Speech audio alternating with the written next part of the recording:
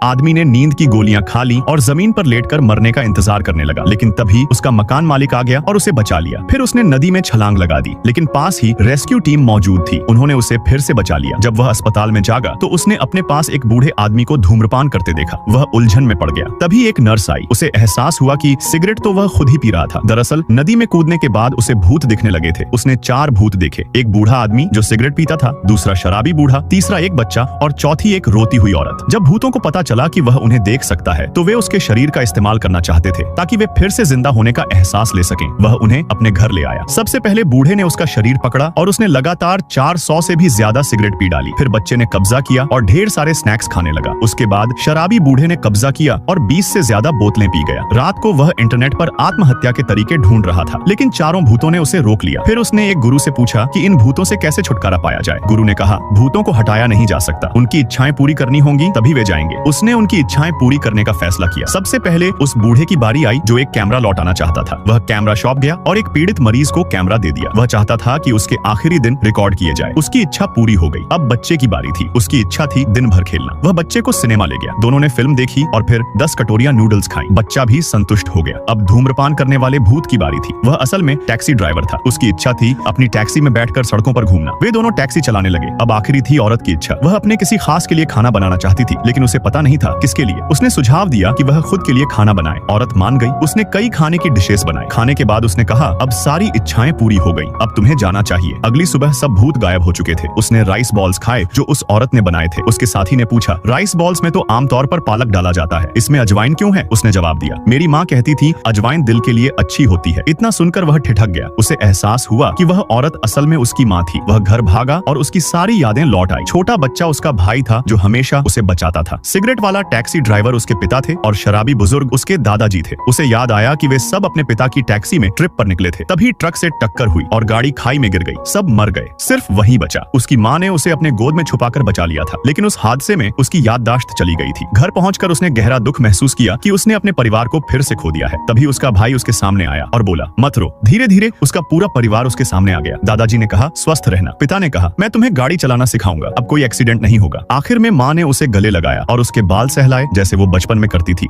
दोस्तों, कमेंट में I love you माँ जरूर लिखना।